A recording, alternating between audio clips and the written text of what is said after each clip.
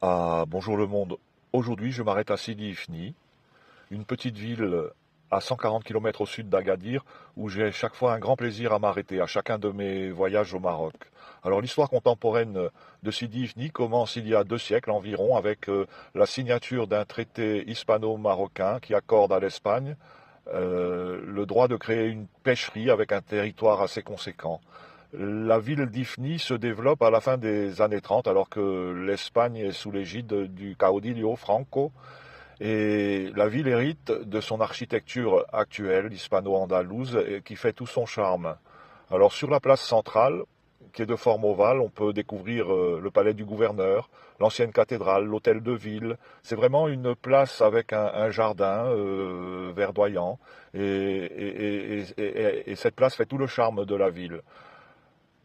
Alors, l'histoire de Sidi Ifni n'a pas été un long fleuve tranquille puisque les tribus locales Haït, Bamran ont toujours contesté la présence des Espagnols et, et finalement, à la fin des années 60, euh, les négociations ont abouti au traité de Fès, le 4 janvier 1969, qui prévoit la fin de la souveraineté espagnole.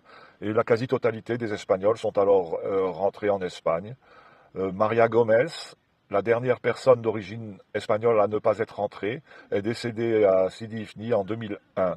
Voilà l'histoire d'une colonisation qui ne s'est pas passée sans, sans heurts, comme toutes les colonisations, mais aujourd'hui il reste le charme de cette architecture. Et bien sûr, aujourd'hui, la ville est 100% marocaine, fait partie du royaume chérifien. Voilà, eh bien, vous savez que j'aime chanter et j'ai une petite chanson qui me trotte dans la tête aujourd'hui, une chanson que j'ai dû entendre 2 ou 3 fois dans ma vie, qui n'a aucun rapport avec le Maroc, peut-être un petit rapport avec l'Espagne, puisque son auteur est né à Barcelone et mort à Montpellier. Voilà, et je ne pense pas que vous connaissiez cette chanson. C'est une chanson qu'on entend très peu sur les ondes. Un, deux, trois. Juste une ivresse pour que l'on cesse de boire. Une cicatrice pour que l'on puisse y croire. La la la la la la la la la. La la la la la la la la la la. La la la la la la la la la la. La la la la la la la la la la.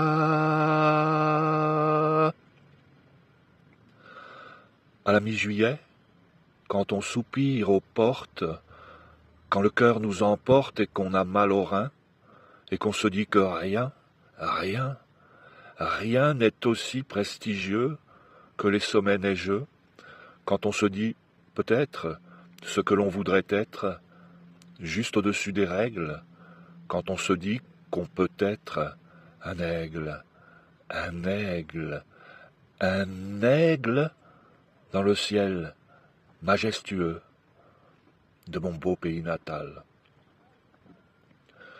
Juste une ivresse pour que l'on cesse de boire, une cicatrice pour que l'on puisse y croire. La la la la la la la la la. La la la la la la la la la la la la. À bientôt le monde.